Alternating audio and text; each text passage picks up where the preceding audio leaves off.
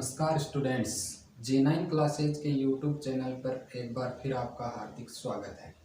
देखिए, हमारे रेगुलर कक्षाएं चल रही हैं। जो इंग्लिश ग्रामर में हमने टेंस का जो टॉपिक था वो हम लेकर चल रहे हैं। उसमें भी हमने दो टेंस हैं वो कंप्लीट कर लिए थे, प्रेजेंट इंडेफिनिट और प्रेजेंट कंटिन्यूअस टेंस। अब देखो, बात करेंगे हम इसके एग्जाम्पल्स की। एक्सरसाइज एग्जाम में किस प्रकार के क्वेश्चन पूछे जाते हैं उस टॉपिक पर आज हम चर्चा करेंगे। एक बात और मैं बोलना चाहूँगा आपको, अगर किसी भी टॉपिक से रिलेटेड अगर आपको कोई प्रॉब्लम है यानी कुछ समझ में ना आया हो तो आप किसी भी वीडियो के कमेंट सेक्शन में जाकर वहाँ पर आप अपना क्वेश्चन डाल सकते हैं कि इस टॉपिक में हमारे ये क्वेश्चन है वो, या ये बातें हमें समझ में नहीं आई है, तो हम अगले वीडियो में उस पर जो भी आपका क्वेश्चन है उस पर हम अगले वीडियो में चर्चा कर सकें। अब देखिए, एक्सरसाइज सबसे पहले टेंस हमने पढ़ा था प्रेजेंट इंडेफिनिट टेंस। उसमें किस प्रकार के एग्जाम्पल हमें एग्जामिनर वो पूछ सकता है। दो प्रकार से क्वेश्चन होते हैं, एक तो है ट्रांसलेट। अगर बात करें हम छोटी कक्षाओं की, 6th क्लास हो गई, 7th क्लास या 8th क्लास, 8th में तो अब है वो ब्लैंक वाले क्वेश्चन पूछे जाने लगे। मान लो हमें बेसिक जानकारी होगी तभी तो हम आगे जो ब्लैंक वाले क्वेश्चन है रिक्त स्थान वाले वो कर पाएंगे। पहले बात करेंगे हम इसके ट्रांसलेट, हिंदी टू इंग्लिश।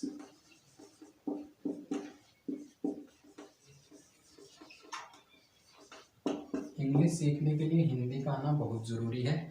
पहले हम हिंदी के वाक्य देखेंगे कि हिंदी में किस प्रकार से वाक्य आते हैं, इसीलिए हमने साथ साथ हिंदी के वाक्यों की पहचान पढ़ी थी। अगर कोई हमें हिंदी में वाक्य डाल दे, पूछ ले कि ये वाक्य है कि वह घर जा रहा है, आप इसको इंग्लिश में ट्रांसलेट करो। अगर हमने पढ़ा ही नहीं इसके बारे में तो हम इसको ट्रांसलेट कैसे करेंगे अगर हम सीधे इंग्लिश टू इंग्लिश लेंगे। इसलिए हिंदी के वाक्यों का भी आपको ज्ञान होना बहुत ही आवश्यक है। तो पहले हम देखेंगे कि अगर कोई हिंदी का वाक्य दे दिया तो हम उसको ट्रांसलेट कैसे करें।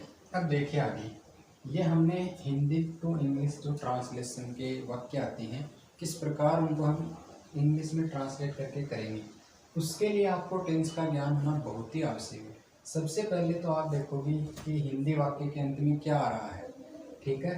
फिर हम पता करेंगे कि वाक्य किस प्रकार का है, सिंपल सेंटेंस है, नेगेटिव है या इंट्रोगेटिव है या इंट्रोगेटिव नेगेटिव है। पहले तो हम ये पता लगाएंगे। अब देखिए, हम एक्सरसाइज पढ़ रहे हैं प्रेजेंट इंडेफिनिट टेंस की, तो हमें पता है कि सारे वाक्य उसी टेंस के, लेकिन मैं आपको याद दिला दूं, जिन हिंदी वाक्यों के अंत में ता है, ती है, ते हैं आदि शब्द आते हैं वो होता है वाक्य प्रेजेंट इंडेफिनिट टेंस का। देखिए आगे, पहले हमने पता किया कि कौन सा टेंस, पता चला हमें कि हिंदी के वाक्यों के अंत में क्या है, ता है, ती है, ते हैं, प्रेजेंट इंडेफिनिट टेंस का। अब हम वाक्य देखेंगे कि किस प्रकार का सेंटेंस साधारण वाक्य है। कैसे पता चला, न तो इसके अंत में क्वेश्चन मार्क है, न इसमें नहीं का प्रयोग हुआ है, यानी नेगेटिव भी नहीं है, इंट्रोगेटिव भी नहीं है। तो प्रेजेंट इंडेफिनिट के जो साधारण वाक्य होते थे अफर्मेटिव सेंटेंस, जिसके पैटर्न हमने लिखे थे, तो साधारण वाक्य का पैटर्न क्या होता है, सबसे पहले लेते हैं साधारण वाक्य में सब्जेक्ट। सब्जेक्ट के बाद इस टेंस की बात करें प्रेजेंट इंडेफिनिट टेंस के साधारण वाक्य में सबसे पहले सब्जेक्ट, फिर सब्जेक्ट के बाद मैन वर्ब की फर्स्ट फॉर्म या मैन वर्ब की फर्स्ट फॉर्म के साथ S plus object plus adverb और सबसे अंत में अदर वर्ड। तो सबसे पहले हम लेंगे सब्जेक्ट, क्या है वाक्य का, मैन, यानी किसी काम को करने वाला क्या होता है वाक्य का, कर्ता, डूअर भी बोलते हैं हम उसे। सबसे पहले लेंगे सब्जेक्ट, क्या है, आई। अब देखिए, हमने पढ़ा था एक नियम कि यदि वाक्य का सब्जेक्ट सिंगुलर है तो हम साधारण वाक्य में वर्ब की फर्स्ट फॉर्म के साथ एस जोड़ेंगे। यदि वाक्य का सब्जेक्ट प्लूरल है यानी बहुवचन है तो हम सीधे ही मैन वर्ब की क्या लगाएंगे, फर्स्ट फॉर्म। तो देखिए, सब्जेक्ट हो गया आई। अब देखो, वर्ब क्या है इसमें, काम करना, मैं अपना काम करता हूँ। काम करने को क्या बोलते हैं, डू। करने को क्या बोलते हैं, डू। काम करना, काम यानी वर्क। आई के बाद सब्जेक्ट के बाद मैन वर्ब की फर्स्ट फॉर्म, आई डू। अब देखिए आगे, सब्जेक्ट प्लस मैन वर्ब की फर्स्ट फॉर्म प्लस ऑब्जेक्ट। क्या है ऑब्जेक्ट? अपना काम। आई का ऑब्जेक्टिव रूप क्या होगा? My. I do my work. साधारण सा वाक्य था, ठीक है। पहले सब्जेक्ट, फिर मैन वर्ब की फर्स्ट फॉर्म के साथ एस या ई एस, यदि सिंगुलर है तब। प्लूरल है तो सीधे ही वर्ब की फर्स्ट फॉर्म, फिर माई वर्ब क्या हो गया? ऑब्जेक्ट। यानी सब्जेक्ट प्लस वर्ब की फर्स्ट फॉर्म या उसके साथ हम जोड़ेंगे एस या E S plus object plus adverb plus other word. ये बनता है साधारण वाक्य का पैटर्न। अब देखिए अगला वाक्य, क्या रमेश हमेशा पुस्तक पढ़ता है? किस प्रकार का सेंटेंस है? अंत में क्या आ रहा है? इंट्रोगेटिव मार्क यानी क्वेश्चन मार्क, प्रश्नवाचक चिन्ह। सबसे पहले देखिए हम पता लगाएंगे कि वाक्य किस प्रकार का है। पता चल गया हमें। अब देखो इंट्रोगेटिव में भी दो प्रकार के वाक्य होते हैं, एक तो हेल्पिंग वर्ब से शुरू होने वाले, एक WH वर्ड से शुरू होने वाले वाक्य। देखिए यहाँ पर हमने और भी लिख रखा है इंट्रोगेटिव सेंटेंस। ये देखिए सबसे अंत वाला, इसमें भी पूछा है कि राम प्रत्येक सुबह कहाँ जाता है, अंत में क्वेश्चन मार्क है। इसमें भी पूछ रहा है, तो हम पता कैसे लगाएंगे कि इनमें से हेल्पिंग वर्ब का सेंटेंस कौन सा है और WH वर्ड का सेंटेंस कौन सा है। तो ध्यान में रखना, मान लो कोई भी आपको पूछ ले, दो सेंटेंस डाल दे और पूछे कि इनमें से हेल्पिंग वर्ब से आप कौन से वाक्य को ट्रांसलेट करोगे और WH वर्ड से आप कौन से वाक्य को ट्रांसलेट करोगे। तो ध्यान रखना, जिस हिंदी वाक्य के अंत में इंट्रोगेटिव इस सेंटेंस की बात कर रहे हैं हम, जिस सेंटेंस में इंट्रोगेटिव सेंटेंस में पूछने का जो भाव आता है वो यदि शुरुआत में आए, हिंदी वाक्य के शुरुआत में आए, तो वो वाक्य शुरू होगा किससे? हेल्पिंग वर्ब से। दोबारा सुनना एक बार, यदि किसी हिंदी वाक्य के अंत में क्वेश्चन पूछने का भाव यदि वाक्य के शुरुआत में आए, या हम दूसरे तरीके से बोल सकते हैं, यदि हम जिस क्वेश्चन का आंसर यस या नो यानी हाँ और ना में दे सकते हैं, वो वाक्य अंग्रेजी भाषा में हेल्पिंग वर्ब से शुरू होगा। समझ में आया? आगे देखो दूसरा सेंटेंस, राम प्रत्येक सुबह कहाँ जाता है। इसमें भी पूछने का भाव है, यानी हम सीधे से बोल सकते हैं कि जिस वाक्य में पूछने का जो अर्थ है या पूछने का भावार्थ है वो बीच में आए, या दूसरी बात जिस क्वेश्चन का आंसर हम यस या नो में नहीं दे सकते हैं वो इंट्रोगेटिव वाक्य बनेगा WH वर्ड से। तो हम इसको ट्रांसलेट कैसे करेंगे? सबसे पहले हम लेंगे helping verb. Present indefinite tense की हेल्पिंग वर्ब क्या थी? डू और डच। तो यदि सिंगुलर सब्जेक्ट हो तो हम काम में लेंगे कौन सी हेल्पिंग वर्ब? डच। यदि प्लूरल सब्जेक्ट हो तो हम काम में लेंगे हेल्पिंग वर्ब डू। तो रमेश सिंगुलर है, इसके हिसाब से हेल्पिंग वर्ब आएगी डच। फिर इंट्रोगेटिव सेंटेंस में हेल्पिंग वर्ब में पैटर्न पिछला वीडियो है वो देख लेना, जिसके लिंक आपको डिस्क्रिप्शन में मिल जाएगी। जो भी वाक्य हैं उसका स्ट्रक्चर या पैटर्न या फॉर्मूला किस प्रकार का होता है। हेल्पिंग वर्ब का जो पैटर्न था वो इस प्रकार था, सबसे पहले helping verb plus subject plus main verb की first form plus object plus adverb plus other word plus सबसे लास्ट में क्वेश्चन मार्क। ध्यान रखना, एक नियम हमने और भी लिखा था कि जो वर्ब की फर्स्ट फॉर्म होती है उसके साथ हम एस या एस लगाते हैं, वो सिर्फ और सिर्फ प्रेजेंट इंडेफिनिट के साधारण वाक्य में लगाएंगे। नेगेटिव और इंट्रोगेटिव में हम सिर्फ वर्ब की फर्स्ट फॉर्म काम में लेंगे। देखिए डज लगाया, फिर डज के बाद सब्जेक्ट क्या है? रमेश। फिर देखो helping verb plus subject plus क्या लेना है? Man verb. काम क्या हो रहा है यहाँ पर? पुस्तक को पढ़ रहे हैं हम, रीड। Does Ramesh read. फिर ऑब्जेक्ट क्या पढ़ रहे हैं हम? पुस्तक, बुक। प्लस क्या लेना है हमें? ऑब्जेक्ट के बाद एडवर्ब। है क्या एडवर्ब? देखो हमेशा विशेषता बताई जा रही है। मान लो मैं हमेशा ना लिखूं, इसको हम हाइड कर रहे हैं। सीधा ही पूछ लिया, क्या रमेश पुस्तक पढ़ता है? कुछ भी नहीं, नॉर्मल पढ़ता, रोजाना पढ़ता है, नहीं पढ़ता, हमें नहीं पता। लेकिन यहाँ पर जो एडवर्ब है समय बता रहा है कि हमेशा पढ़ता है वो। तो हम यहाँ पर एडवर्ब लगा देंगे डज रमेश रीड बुक, हमेशा को बोलते हैं ऑलवेज, और सबसे अंत में क्वेश्चन मार्क। आगे देखिए और भी एग्जाम्पल है, आप भी बना सकते हो इस टेंस के एग्जाम्पल, कुछ भी बनाओ लेकिन अंत में ये होना चाहिए। इस टेंस की बात कर रहे हैं, हम बड़ों का सम्मान करते हैं। किस प्रकार का वाक्य है? साधारण वाक्य। सबसे पहले देखो हमने पैटर्न लिख रखा है सब्जेक्ट, वी को बोल हम, ठीक है। सब्जेक्ट के बाद हम लेंगे वर्ब की फर्स्ट फॉर्म। यदि सिंगुलर है तो एस जोड़ेंगे, प्लूरल है तो एस नहीं जोड़ेंगे। वी रेस्पेक्ट,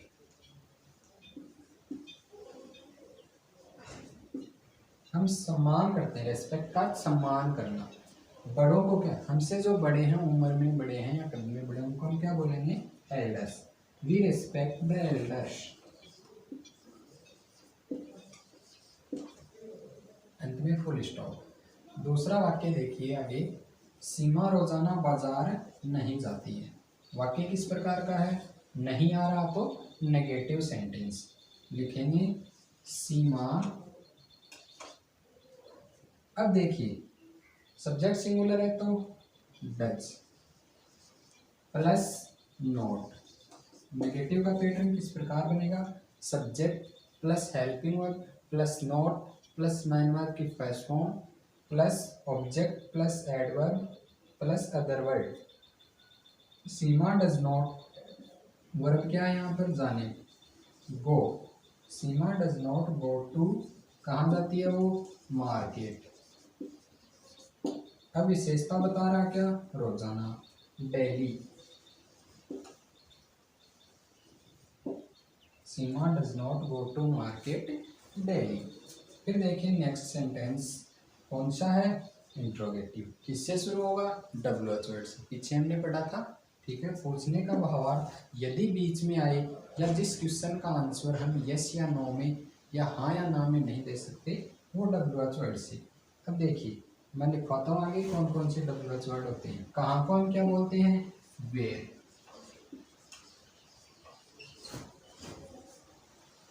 देखिए जो WH वर्ड का पैटर्न होता है वो किस प्रकार का होता है? सबसे पहले WH वर्ड प्लस उसके बाद में हेल्पिंग वर्ड, फिर सब्जेक्ट, सब्जेक्ट के आगे मैन वर्ब की first form plus object plus adverb plus other word और अंत में क्वेश्चन मार्क। वेयर के बाद में हम सहायक क्रिया लेंगे सब्जेक्ट के अकॉर्डिंग। सब्जेक्ट यदि सिंगुलर है तो डज, वेयर डज राम जाना, गो। कहाँ के लिए पूछ रहा है? तो सीधी सी बात है कि ऑब्जेक्ट के लिए पूछ रहा है। वेयर डज राम गो, प्रत्येक सुबह। एडवर्ब है तो हम प्रत्येक सुबह को क्या बोलेंगे? Every morning.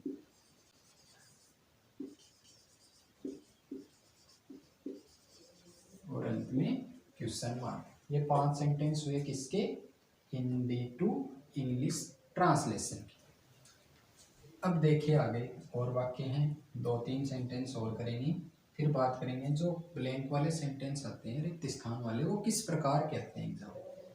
पहला वाक्य, वह रोजाना विद्यालय जाती है। साधारण वाक्य है, ठीक है। सबसे पहले लेंगे सब्जेक्ट, ठीक है। स्त्रीलिंग है तो क्या लेंगे? सी। अब देखिए जाना, गो। अब हम इसके साथ एस जोड़ेंगे, IS। याद करो वो नियम जो हमने पढ़ा था प्रेजेंट इंडेफिनिट टेंस में, पहला ही जो वाक्य वीडियो था उसमें ऐसा है।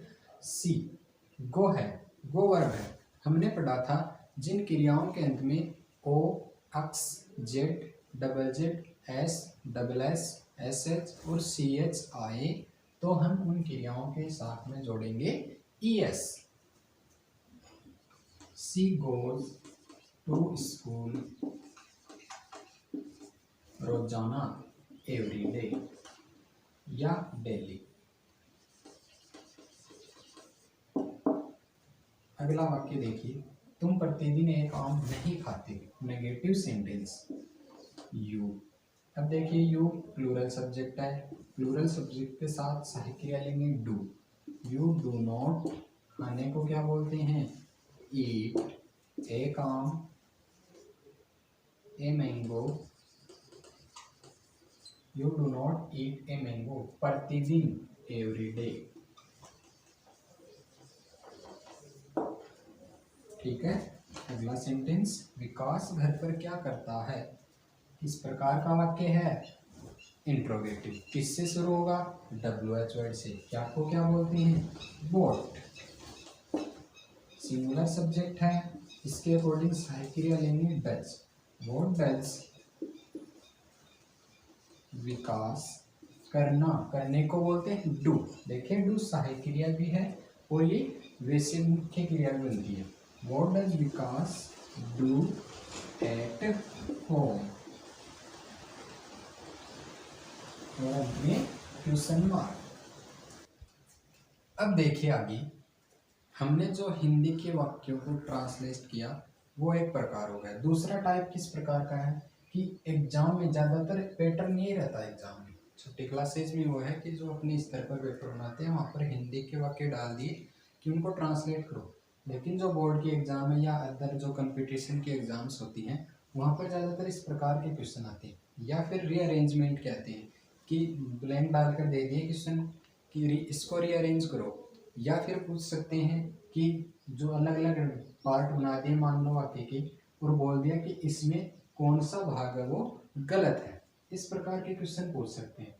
तो देखिए पहला वाक्य है हमारा, जो ज़्यादातर जो केंद्रीकरण हो किस पर है, हम ध्यान किस पर दे रहे हैं, स्कूल के पैटर्न पर, कि बोर्ड के एग्जाम में जो 10th का लेवल है या 8th क्लास है वहाँ पर किस प्रकार से पूछ सकते हैं हम। तो मान लो ये वाक्य दिया हुआ है, हमें पता नहीं है, ये तो हमने लिख रखा ऊपर कि हम प्रेजेंट इंडेफिनिट टेंस पढ़ रहे हैं। वैसे हमें नहीं, बोर्ड जो एग्जाम में प्रश्न पूछता वो कोई भी टेंस से हो सकता, जरूरी नहीं है कि इसी टेंस। तो हमें पहचान करनी पड़ेगी कि वाक्य है वो कौन से टेंस का है। पता लगाओ, किससे पता लगाते हैं, ज़्यादातर 90% हमें पता लगता है किससे, एडवर्ब से। ये देखो इसमें एडवर्ब दी गई है, वो कौन से टेंस से बिलोंग करती है। हमें एडवर्ब है उन पर ज़्यादा फोकस रखना है, साथ साथ में कंडीशंस। दूसरी बात, जो ये ब्रैकेट में वर्ब दी हुई आती है ना, ये हमेशा वर्ब की फर्स्ट फॉर्म होती है। तो एवरी इवनिंग एडवर्ब है कौन से टेंस की, प्रेजेंट इंडेफिनिट टेंस की। वाक्य देखो किस प्रकार का है, ध्यान देने लायक बात है कि यदि वाक्य में अगला हमें सीधा ही पूछ रहा है इस प्रकार का वाक्य है तो वो वाक्य है पॉजिटिव, सिंपल, साधारण वाक्य। दूसरी बात, अगर वो नेगेटिव सेंटेंस पूछ रहा तो इस प्रकार दिया हुआ आएगा, नोट साथ में जुड़ा है। जरूरी नहीं है कि वो ब्रैकेट में, वो इधर बीच में भी डाल सकता है, लेकिन वो आपको आभास करा देगा कि ये नेगेटिव सेंटेंस। फिर इंट्रोगेटिव तो हमने लिखा नहीं, वो आगे देखते हैं कि इंट्रोगेटिव सेंटेंस वो किस प्रकार का आता है। तो हमें पता लगाया हमने कि ये वाक्य साधारण है, प्रेजेंट इंडेफिनिट टेंस का। तो हम सब्जेक्ट के बाद में लेंगे वर्ब की फर्स्ट फॉर्म। पहले हमने वर्ब की फर्स्ट फॉर्म लिखी। अब देखो हम इसके साथ एस या एस जोड़ेंगे या नहीं जोड़ेंगे, सिंगुलर है सब्जेक्ट तो जोड़ेंगे, एस जोड़ेंगे या एस, वो हमने नियम पढ़ा था जिन क्रियाओं के अंत में works Z double Z S double S S H C H I, तो उसके साथ एस, बाकी के साथ एस। ये बन गया हमारा sentence, Ram plays tennis every evening, प्रत्येक शाम को राम टेनिस खेलता है। दूसरा वाक्य देखिए, गुड स्टूडेंट्स, अच्छे विद्यार्थी, ऑलवेज, हमेशा, वर्ब क्या, वर्क, काम करना, या हार्ड यानी कठिन, कठिन परिश्रम करना। हम बोल सकते हैं कि जो अच्छे विद्यार्थी होते हैं वो हमेशा कठिन परिश्रम करते हैं। इस प्रकार पहले वाक्य को ट्रांसलेट करके देखो कि वाक्य किस प्रकार का बन रहा है।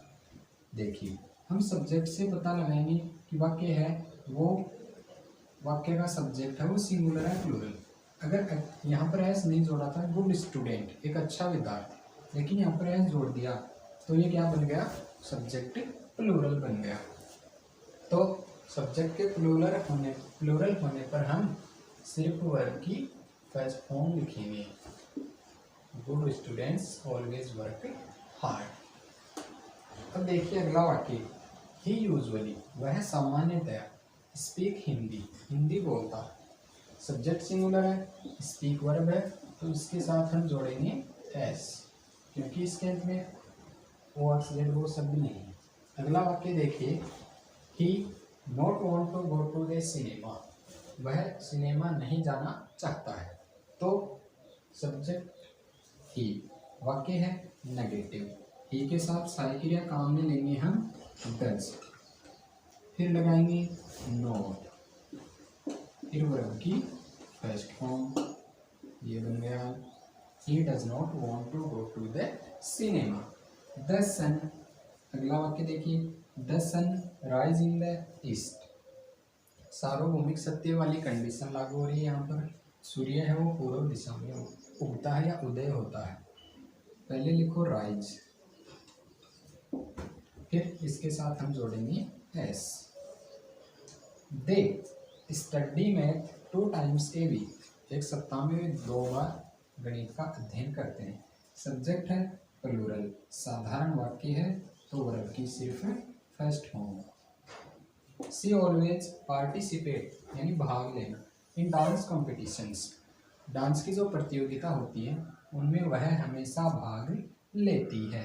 Singular subject, simple sentence, verb के साथ एस या एस जोड़ेंगे। क्रिया देखो किस प्रकार की है, वो नियम याद करो।